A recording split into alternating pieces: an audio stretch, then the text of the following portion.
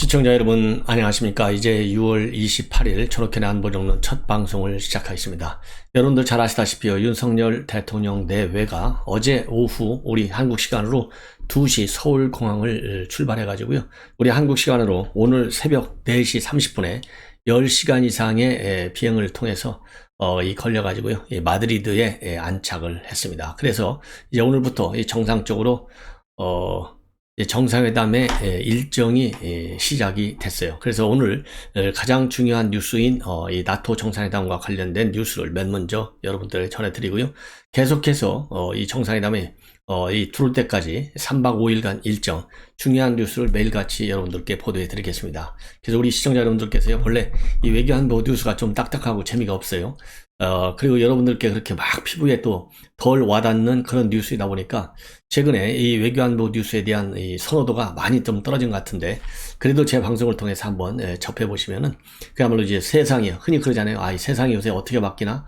이걸 바뀌는 실감이 나는 그런 살아있는 분석이 될 수 있도록 제가 노력을 하겠고, 여러분들께요 자세하게 분석을 해 드리도록 하겠습니다. 그래서 오늘 이제 윤석열 대통령 내외가 새벽에 마드리드에 도착해서요, 오늘부터 호주 정상회담, 그리고 나토 사무총장과의 회담, 그리고 이 저녁에는 이 스페인 국왕 주재 갈라 만찬, 이렇게 큰 일정을 갖게 됩니다.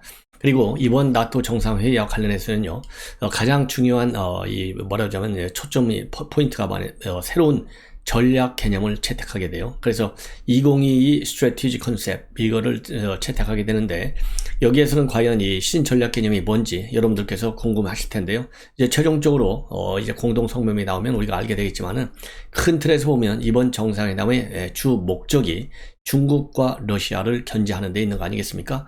그래서 아시아 태평양 국가의 가장 강력한 미국의 우방이자 동맹인 이 한국, 일본, 그 다음에 호주, 뉴질랜드, 이 4개 국가를 별도로 파트너 국가로 초대까지 했어요. 그래서 이 신전략 개념은 제가 생각하기에는요, 중국을 이제 잠재적 우역 국가로 평가하는 문제, 그 다음에 러시아는 전략적인 이 적으로, 전략적인 동반자에서 전략적인 적으로 이 위치를 이제 바꾸는 문제, 이런 것들이 신전략 개념의 핵심이 되지 않을까, 일단 그렇게 한번 점을 쳐봅니다. 자, 그래서요, 이 상세한 내용은 아까도 말씀드렸듯이 오늘 오후에 말이죠, 제가 별도로 집중적으로 분석해 드리도록 하고, 이번 시간에는요, 이 대략적인 우선 일정을 한번 말씀을 드리면, 자, 오늘부터 14개 일정을 윤석열 대통령이 가져요. 나토 동맹국, 그 다음에 파트너국 정상회의, 양자회담, 그 다음에 면담, 간담회, 이렇게 되어 있고요. 그래서 이제 오늘 28일 날에는요, 본래 핀란드 대통령하고 정상회담을 하려고 했는데, 조금 이 사정의 변경이 생겨가지고요, 핀란드하고 안 하고 대신에 호주하고 하는 걸로 추진하고 있고, 그 다음에 스톨텐베르그 나토 사무총장과 면담을 합니다. 그리고 저녁에는요, 이 펠리페 6세 스페인 국왕 내외가 이 주최하는 환영 갈라 만찬에 참석하는데, 오늘 환영 갈라 만찬에는요, 김건희 여사도 참석을 합니다. 그리고 내일 29일에는요, 이 정상회담 세션이 있고 양자회담, 아주 일정이 빡빡합니다. 그래서 내일 오전에는요, 이 스페인 국왕을 면담하고, 오후에는 나토 동맹국하고 파트너국 정상회의에 참석해서 이 중요 어젠다에 관해서 이제 논의를 하는 것이죠. 그리고 내일 오후에는요, 한미일 3국 정상회담이 있는데, 이번 정상회담이 굉장히 중요합니다. 4년 9개월 만에 열리기 때문에 이 북핵 문제, 이 동북아 문제에 관한 의견이 집중적으로 교환될 예정으로 있습니다. 그리고 이러한 일정 사이에요, 네덜란드, 폴란드, 덴마크, 이런 양자 정상회담, 그리고 내일 저녁에는요, 스페인 동포 간담회가 있게 됩니다. 그리고 마지막 날 체코 영국과 양자회담을 갖고 스페인 경제 오찬 간담회에도 참석할 예정으로 있습니다. 그리고 김건희 여사도 이제 외교 데뷔전을 치르죠. 윤석열 대통령과 마찬가지로. 그래서 오늘 저녁에는 스페인 국왕 주최 환영 갈라 만찬에 참석해서 이 참가국 정상, 그리고 배우자들과 자연스럽게 처음으로 인사를 나누게 되고요. 내일 29일에는 스페인 왕궁이 진행하는 배우자 세션에 참석을 해서 이 궁전도 관람하고, 또 왕립 유리공장, 그 다음에 국립미술관을 방문하게 되고, 마지막 30일 날에는요, 왕립 오페라 극장을 방문해서 리허설을 관람하고 브런치 행사도 참석할 그런 일정을 갖게 될 예정입니다. 자, 이와 관련해서요, 여러분들께서 이제 궁금하신 것 중에 하나는 이 비행 시간이 무려 10시간이 넘는데요. 2시간 정도 되네요. 한 이 정도 아주 장시간 비행을 했는데, 여기서 뉴욕 가기보다는 조금 짧은 거리지만은 10시간이 넘어가면요, 어마어마하게 피곤해요. 아무리 뭐 퍼스트 클래스니 비즈니스 클래스니 타도 굉장히 피곤한데, 그렇게 장시간 비행을 거쳐서 스페인의 마드리드에 있는 파라스 국제공항에 도착했어요. 제가 이 과거에 80년 초에 스페인에서 처음으로 거기서 제가 연수해서, 스페인 하면은 저는 뭐 사실상 거의 뭐 고향 같은 기분이 들어요. 그리고 이제 스페인 국민들은 굉장히 외국인한테, 우리 국민들이 외국인한테 기본적으로 친절하지 않습니까? 그런 것처럼 굉장히 친절합니다. 그리고 키도 우리하고 비슷하게 조금 작은 편이고요. 뭐 다른 유럽 다른 나라에 비해서. 그리고 굉장히 이 마음, 이 생각하고 이런 것들이 우리하고 많이 비슷하다, 이런 느낌을 갖고, 또 머리 색깔도요, 우리 같이 또 검정색 머리가 많아요. 그리고 또 이제 스페인 하면은 또 스페인 또 여성들이 예쁘다라는 평가를 받고, 그리고 유적지가 워낙 많고, 저 그림의 왕국이라 해도 과언이 아닐 정도죠. 그러다 보니까 유럽에서 이태리하고 스페인이 이 관광 이 왕국이 되는 거죠. 그래서 해마다 뭐 1, 2들을 서로가 이제 다투는 그런 왕국인데, 이번에 이 비행기 안에서도 대통령이 기자들을 이제 잠시 이제 기자석에 찾아가서 간단한 인사말을 나눴는데요. 스페인에 와본 적이 있느냐, 이런 질문도 했고, 또 이 먼 길을 오느라고 수고가 많았는데 뭐 맥주라도 한잔 했느냐, 이런 이 질문을 하고, 여기 와보니까 의자가 생각보다 상당히 참 작아서 불편함이 없었느냐, 이렇게 얘기를 했고요. 기자들은 당연히 여러 가지 뭐 이번에 첫 해외 일정인데 좀 지금 기분이 어떠냐, 이런 질문도 하고, 그러다 보니까 이제 대통령이 간단하게 이번 정상회담과 관련해서 이 특별한 마음이 있겠느냐, 그리고 자료를 보느라 제대로 쉬지도 못했고 뭐 긴장되고 그러는 것은 전혀 없다, 이렇게 입장을 밝히고요. 그리고 다자회담도 있고 또 이 양자회담도 있고, 이러다 보니까 일정이 너무나 빡빡해가지고, 특히 양자회담 같은 경우는 짧게밖에 못하고 그냥 얼굴 정도 익히고 악수 나누고 간단하게 인사말 하고 다음에 또 옵시다, 이 정도 선에서 이 양자회담이 이루어지지 않겠느냐, 이렇게 입장을 밝히고요. 그리고 비행기 타고 오면서는 이 프리미어 리그 하나 보고 또 유로컵도 좀 보고 책도 좀 보고 그러면서 시간을 보냈다, 이렇게 밝혔습니다. 그렇게 해서요, 1차적으로 윤석열 대통령이 기자단하고 스킨십을 가진 다음에 다시 자리로 돌아가서요, 김건희 여사를 다시 이제 모시고 와가지고 기자들한테 처음으로 인사를 하는 그런 기회를 가졌다고 합니다. 그래서 이 김건희 여사는요, 여기서 출국할 적에도 이제 흰색 원피스 차림이었지 않습니까? 이 기내에서도 그대로 그 복장으로 이 기자들한테 인사를 하고 안녕하세요라고 인사하고, 또 우리 기자들이 뭐 질문이 엄청 쏟아졌나 봐요. 근데 거기에 이제 대답을 안 하고 감사합니다, 이렇게 웃으면서 인사만 하고 떠났다. 그러니까 딱 한마디씩만 한 거예요. 안녕하세요, 감사합니다. 뭐 이것만 보더라도 야, 이거 김건희 여사가 너무 조심하는 것이 아닌가, 조금 이제 편안하게 그래도 간단한 인사말 정도는 틀림없이 준비를 하고 갔을 텐데, 아마도 또 뭐 이 기자단에도 이번에 대통령 수행 기자단도 뭐 성향이 다양한 사람들이 있지 않겠어요? 그러니까 A라는 말을 A라고 답하면 A가 아니고 A 플러스다, 아니면 이 소문자 A다, 대문자 A다, 뭐 A라는 글씨가 보일 듯 말 듯하다, 별이 또 해석을 할 거 아니겠습니까? 아마도 그러한 이 논란 가능성을 의식을 해서 아예 아무 말도 안 하고 그냥 안녕하세요, 감사합니다, 딱 두 마디만 한 것이 아니겠느냐, 이렇게 생각이 드는데, 글쎄요, 뭐 현장에서 대통령 부인이 직접 기자들하고 만나는 경우는 별로 없을 겁니다. 이렇게 기자단 전체하고 만나는 경우는 이제 올 때 비행기 안에서 한 번 더 기회가 있는데, 그때는 뭐 이 간단한 소회라든가 또 앞으로 이제 계속 5년간 계속될 이러한 다자 또는 양자 정상회담 계기에 계속해서 동행을 할 텐데, 뭐 그런 거와 관련된 또 나름대로의 좀 배운 점을 바탕으로 해서 이번에 보니까 이런 점이 있어서 내가 다음부터는 뭐 이런 점을 좀 염두에 두고 하면 이번보다도 훨씬 더 잘할 것 같다, 이런 좀 자신감이랄까, 이런 메시지도 우리 국민들한테 전해주는 것이 어떻겠느냐, 이런 생각이 들어요. 자, 그래서 이제 오늘 스페인 마드리드에 도착하기까지의 과정, 그리고 비행기 안에서의 깜짝 간담회, 이런 얘기를 여러분들께 쭉 한번 가볍게 정리를 해 드렸습니다. 자, 이렇게 해서요, 이제 스페인 정상회담과 관련된 얘기는 이걸로 간략하게 하고요. 오늘 오후에 제가 이제 여러분들과 함께 이러한 중요한 뉴스 중에서 이 나토 정상회담, 굉장히 역사적으로 외교적으로 중요하기 때문에, 또 국내 정치와 관련해서 마찬가지죠. 자, 왜 그러냐면 이 문재인 정권의 이 외교 정책 방향, 안보 정책의 방향하고 윤석열 정부의 정책 방향으로는 정반대의 길을 간다 생각하시면 돼요. 뭐 우선 쉽게.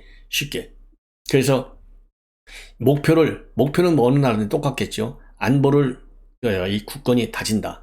그리고 이제 좀 국가 이익을 제대로 챙겨나간다. 이런 건 뭐 어느 나라 대통령이든지, 김정은이도 마찬가지 아니겠어요? 시진핑도 마찬가지고, 그 윤석열 대통령이나 또 문재인 대통령이나 그건 마찬가지다. 그런데 가는 길이 너무나 다르다는 거예요. 그러니까 서울을 갈 때, 부산을 갈 때 지름길로 누가 빠르고 정확하게 가서 방문 목표를 달성하느냐, 여기에 이제 실력차가 나는 거 아니겠어요? 그리고 누가 정도를 가느냐. 즉 여기서 얘기하는 정도라고 하는 것은 이 국제관계에 있어서도, 외교 정책에 있어서도 기본 포맷이 있어요. 기본 FM이 있어요. 이 FM을 너무나 버리고 가버리면 실패의 확률이 그렇게 많아요. 그만큼. 그런데 이 문재인 대통령은 아무도 가보지 않은 길을 가다가 실패한 거예요. 어떤 길이냐? 김정은한테 굽신거리고, 시진핑한테 굽신거리고, 푸틴한테 쩔쩔매고, 국제사회에 대해서는 김정은이 목소리를 대변하고, 이러다 망한 거 아니에요? 그런 길을 윤석열 대통령은 안 가는 거예요. 그렇기 때문에 이번에 그 새롭게 가는 길인데, 이미 이 윤석열 대통령이 5년 만에 새롭게 가는 길은 국제적으로 모두가 공인하는, 공감대가 큰 길을 만들어서 가는 길이다. 그래서 이번 나토 정상회담에서 윤석열 브랜드를 처음으로 선보이기 때문에 이 브랜드 가치가 문재인 대통령이 추구했던 브랜드 가치보다도 훨씬 더 빛날 것이다. 그래서 성공할 것이다 라고 보고, 그런 의미에서 제가 이제 또 이 외교안보는 오랫동안 다뤄왔기 때문에 오후에 별도의 방송 편성을 통해서 여러분들께 깊이 있게 분석을 해 드릴 예정입니다. 많이 시청해 주시면 고맙겠습니다. 이번에는 여기 국내 뉴스를 가지고 말씀을 드리겠는데요. 우선 진중권 교수, 아주 논평을 잘 하시는 분인데, 역시 진중권 교수는요, 기본적으로 이준석 대표하고 가끔 이대남이다, 이대녀다, 그 다음에 젠더 문제다, 이런 거 가지고 충돌하는 경우는 있지만요, 큰 틀에서 보면 이준석 대표하고 생각이 같아요, 많이. 그러다 보니까 기본적인 이 틀은 이준석 대표와 이 공감대가 비교적 넓은 편이다, 이렇게 보시면 돼요. 그래서 이제 어제 중요한 일정이 있었던 것이 바로 장제원 의원이 주관한 미래혁신 포럼이 있었어요. 그 앞에 이제 공식 용어는 대한민국이 붙어요. 대한민국 미래혁신 포럼. 이 장제원 의원의 포럼이 말이죠, 의원총회보다도 훨씬 더 많이 왔어요. 어제 마침 의원총회가 열렸는데 의원총회에서는 40명밖에 안 왔어요. 그래서 이 권성동 원내대표가 온 사람들만 이름 적어봐 한번, 이렇게까지 지금 열불이 난 상황이었어요. 그러면 장제원 의원의 미래혁신 포럼에는 몇 명이 왔느냐? 보도에 따르면 58명이 왔다, 이렇게 돼 있어요. 조금씩 다르지만. 그러면은 이제 또 며칠 전에 김기현 전 원내대표가 주관한 세션은 몇 명 왔느냐? 거기는 또 한 47, 8명, 많아야 한 50명 왔다, 이렇게 보도가 돼 있거든요. 그러니까 최근에 포럼 중에서 제일 많이 온 거예요. 많이 온 이유는 여러분들 설명 안 해도 다 아시겠죠. 윤석열 대통령의 최측근, 윤핵관의 핵심, 딱 이거 두 가지로 압축이 되지 않습니까? 그리고 그러다 보니까요, 어제 그 미래혁신 포럼에 누가 왔느냐? 안철수 의원이 왔고, 그 다음에 김종인 위원장이 왔어요. 그러다 보니까 이 진중권 교수의 분석은, 야, 이거 김종인 이 위원장, 장제원 의원이 초대한 거, 이거는 신의 한 수가 아니라 뭐냐? 이건 신의 꼼수다. 왜 꼼수냐? 신의 한 수하고 신의 꼼수하고는 뉘앙스가 상당한 차이가 있잖아요. 왜 신의 꼼수일까요? 여러분들 순간 한번 생각해 보십시오. 퀴즈라고 생각하시고. 이 진중권 교수의 해석은요, 바로 왜 김종인을 장제원 의원이 이 시점에서 초청을 했느냐. 이거는 바로 이준석을 고립시키기 위해서 초청한 것이다. 그래서 이거는 꼼수라는 겁니다. 그렇기 때문에 이준석 고립작전이고, 그리고 이준석을 포위하겠다는 작전의 일환이다. 그리고 이렇게 이제 비판을 하는 거예요. 그 다음에 또 하나는 뭐냐? 아까도 말씀드린 대로 거의 60명 가까이가 왔는데, 115명 정도가 국민의힘 현재 이제 합당까지 다 하고 해서 다 되는데요. 그러니까 115명이면 한 57, 8명이면 절반이잖아요. 딱 절반이 온 거예요. 그래서 이 절반이 왔다라고 하는 것은 뭐에 해당되느냐? 이 진중권 해석입니다. 이거는 하나의 계파를 형성한 것이다. 계파 모임이다. 이 계파 모임에 장제원, 안철수, 정진석, 그리고 김종인을 초청한 거, 이거야말로 딱 이준석 고립시키는 작전이다.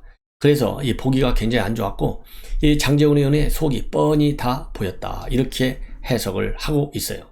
그래서 만약에 김종인 위원장을 초청하려면은 대표를 통해서 같이 초청해서 말씀을 듣는다든지, 그러니까 이 자리에 이준석 대표가 왔어야 되는데 안 왔다 이겁니다. 이거를 비판하는 거예요. 이것만 보더라도 이거는 개파 모임이고 신의 한 수가 아닌 신의 꼼수고 이준석을 고립시키기 위한 포위 작전이다. 이렇게 안 볼 수가 없다는 겁니다. 더더욱이 또 누가 있느냐? 안철수 의원이 있다는 거예요. 안철수 의원. 이러니까 이준석의 포위 작전이 완료가 됐다. 이렇게 보는 겁니다. 자, 그러면서 이제 또 중요한 멘트 중에 하나는, 아까는 이제 하나는 이준석 포위 작전, 고립 작전이고요. 다른 하나는 뭐냐? 안철수 의원, 이제 지금 많은 언론에서 안철수 의원과 윤핵관 측의 연합 작전. 그래서 내년 또는 이번 이준석 대표가 징계를 받으면 당 대표에서 안철수 의원을 대표로 키우려고 하는 거, 밀어주려고 하는 거, 이런 전략이 아니겠느냐. 그래서 안철수 의원이 친윤계를 잡았다, 포섭을 했다, 이런 보도가 나오는 거거든요. 그런데 지금 진중권 교수는 안철수 의원한테는 일종의 워닝 시그널을 보내고 있어요. 뭐냐? 지금 안심하지 말아라. 지금 국면에서 그냥 써먹고 금방 내팽 시킬 수도 있다. 이런 또 해석을 내놓고 있어요. 그러면서요, 이준석 대표 입장에서는 본인이 잘해서 선거에서 이겼다고 하는데, 이 문제가 뭐냐면 윤핵관들은 자기네가 잘해서 이겼다고 한다는 거예요. 그런데 이 진중권 교수가 보기에는 윤핵관들이 잘해서 이긴 게 아니고 실질적으로 이준석 대표 덕으로 그나마 이긴 거다. 윤핵관들 때문에 넉넉하게 이길 수 있는데도 불구하고 경선도 본선도 엉망진창이 됐다. 이런 또 이색적인 해석을 내놔요. 그러면서 이준석 아니면은 큰일 날 뻔했다 이겁니다. 따라서 이준석의 역할을 인정을 해야 된다. 그리고 또 요새 지지율이 떨어지는 것도 이 윤핵관들은 전부 이준석 때문이야 이렇게 하고 있지만은 천만의 말씀이다. 그나마 이준석 때문에 이 정도라도 유지하는 거 아니냐, 이렇게 이준석을 감싸고 있어요. 그러니까 신의 꼼수다 이렇게 얘기하잖아요. 신의 꼼수다 장제원. 근데 제가 보기에는요, 진중권 교수가 이렇게 갑자기 또 이준석을 엄청 축켜 세우고 있는 것은 바로 진중권의 꼼수가 아니겠느냐, 저는 그런 생각이 듭니다. 이렇게 윤핵관과 이준석을 갈라치기 위해서 진중권 교수가 노리는 꼼수의 목표는 뭘까요? 시청자 여러분들께서 한번 자유롭게 생각해 주시면 될 것 같아요. 이건 뭐 답이 없어요. 다양하게 해석할 수 있기 때문에 저도 제 생각은 말씀을 드리지 않겠습니다. 제가 보기에는요, 뭐 이 가장 기본적인 출발점은 그래야 진중권다운 이 평론가다. 역시 이러한 또 이 해석, 그러니까 이 평론가로서의 이 정치 전문가로서의 말하자면 역할과 위상에도 도움이 된다. 이런 틀이 될 것이고요. 다른 하나는 이준석 대표가 있어야만이, 이준석 대표는 사실상 어떻게 보면은 이 범진보 진영에서도 지지가 제법 있지 않습니까? 우리 국민의힘 정치 인물들 중에서는. 그렇기 때문에 본인과 이 공감대가 좀 더 넓어지는 것 아니겠느냐. 그래서 언제라도 지금 현재 뭐 여당도 야당도 또 분당이 될지도 모른다, 이런 설도 많이 나오고 있거든요. 그래서 어쨌든 간에 진중권 교수는 지금 정치판에서 자기가 이 주부대로 되어 있기 때문에 정치판을 나름대로 정치판에서의 본인의 어떤 위상을 제대로 지켜나가려고 하는 이런 계산도 작용하고 있는 거 아닌가. 정치권의 이 가변성이 커지기 때문에 이준석도 한번 챙겨줘야 할 필요가 있지 않나. 그래서 과거에 이준석하고도 엄청 싸웠는데요, 오늘 이 발언은 이준석한테 굉장히 점수를 좀 딸 것 같습니다. 그리고요, 또 진중권 교수, 윤핵관은 옛날 MB에다가요 딱 하나를 더 얹혀진 게 뭐냐, 바로 검찰 조직이라는 겁니다. 그래서 이준석을 내친다면 그 정권이 올바로 순항하느냐? 절대 순항하지 못한다. 그래서 이준석 내치지 말라. 이 얘기는 결국요, 윤리위에 전달해주는 또 메시지도 있어요. 윤리위 징계하지 마. 알았지? 이준석 잘라내면 너희들만 손해야. 이 얘기나 마찬가지예요. 그래서 이 진중권 교수가 이렇게 갑자기 신의 꼼수를 이준석과 관련해서 보내는 것은 다양한 그런 메시지 전달 효과를 노린 것이다. 이렇게 봅니다. 이제 마지막으로요, 한 꼭지만 더 말씀을 드리면, 지금 이제 조선일보가 단독으로 보도하고 있는 내용이에요. 저도 여러분들께 이미 말씀을 드렸는데, 이 해경에서 말이죠. 이거 월북한 거야. 그리고 시신이 완전히, 이 소각이 돼서, 북한의 이 만행으로 끝난 게 아니야. 이런 식으로다가 이 청와대의 지침을 전달한 사람이요. 이 국방부 쪽에서는 안보실이 직접 전달한 게 더 많고, 그 다음에 해경 쪽에서는, 해경 쪽은 누가 전달했느냐? 안보실이 직접 전달을 안 하고 민정실에서 전달했어요. 그럼 왜 민정실에서 전달하느냐? 경찰 담당이요. 민정실에 있어요. 민정실에 있는데, 이 민정실에는요, 이 경찰청에서 파견된 현직 경찰, 뭐 치안정책관이라든가 치안관이라든가 이런 이름으로 리에종하는 경찰이 있어요. 현직 경찰이. 그런데 이제 해경은 기관이 일반 경찰보다는 훨씬 낮기 때문에 별도의 해경 파견 요원이 청와대는 없습니다. 그러다 보니까 청와대 행정관이 이 월북 처리, 이건 월북을 한 거야. 다른 얘기 쓰지 마. 이렇게 해서 해경의 입장을 바꾸는데 결정적 압박을 한 창구 역할. 이게 청와대 행정관이에요. 자, 그런데 이와 관련해서 청와대 행정관이 그럼 이렇게 압박만 했느냐? 아니올지답니다. 압박 플러스 뭐를 했느냐? 철저하게 인사에 개입했다. 그래서요, 지금 어느 정도로 개입했냐면, 먼저요, 그럼 이 행정관의 성분, 이 실체는 뭐냐? 친문의원의 보좌관 출신이다. 이래서요, 이 닉네임이, 별명이 어느 정도까지 불렀느냐? 해경왕으로까지 불렸다는 거예요. 그러니까 해경과 관련된 일은 바로 이 행정관을 통하면 안 되는 게 없다는 겁니다. 그래서 이 민정수석실에서 이 행정관이 해경을 전담을 하게 됐어요. 본래는 이제 국정상황실에서 이 해경을 담당했는데요. 2020년대 초에 청와대 내 해경 담당 부서가 국정상황실에서 민정실로 바뀌면서 이 행정관이 바로 해경을 담당을 해가지고 해경 통째로 맡았다 합니다. 그래서 이 해경관이 전화를 와가지고 전부 다 인사 문제도 또 월북 처리도 다 했다는 거예요. 그러다 보니까 이 해경 간부들 사이에서는 이제 뭐 이 중간 간부들까지도 내 이 행정관을 다 만나고 왔다. 이런 얘기를 또 자랑스럽게 하기도 아니고요. 이 행정관을 모르면 별도 못 단다. 이런 말까지 나올 정도로 인사에 깊이 개입을 했고요. 또 이 해경청장, 그러니까 김홍희 2020년도 해경청장하고요. 현 정봉훈 해경청장 승진 이 임명에도 이 행정관이 결정적으로 관여했다. 이런 증언이 나오고 있어요. 그래서 이 김홍희 청장 같은 경우도요, A 행정과 가까운 해경 간부를 통해서 내가 작업해서 유력 경쟁자를 제치고 청장으로 낙점 받은 것으로 알고 있다. 이렇게 조선일보에 쳐놨어요. 그리고 이 정봉훈 현 해경청장 임명에도 A 행정관 입김이 작용했다. 이렇게 밝히고 있습니다. 특히요, 정봉훈 청장 같은 경우는요, 정년에 걸려가지고요, 후보군에도 가력갈 형편이 안 됐었는데, 바로 이 A 행정관이 이 과거 정부에서도 정년은 앞두고 있지만 청장에 임명된 전례가 있어 안 될 이유가 없잖아. 이래서 정봉훈 현 청장을 밀어붙였다. 이런 설까지도 있다고 합니다. 예. 그러다 보니까요, 해경 중간 간부들도 이 행정관 밑으로 줄을 쫙 섰다고 지금 밝히고 있어요.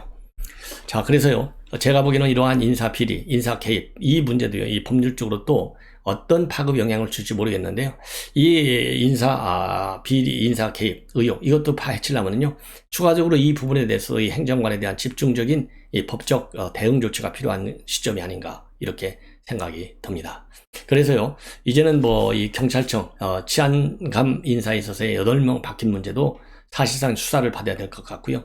그 다음에 이 행정관의 해경 인사 개입도 수사를 통해서 또 감사를 통해서 밝혀야 되는 이제 과제로 떠오르는 것이 아닌가, 이렇게 저는 문제 제기를 하고 싶습니다. 시청자 여러분, 이것으로 오늘 첫 방송을 마치겠습니다. 잠시 후에요, 또 이 별도로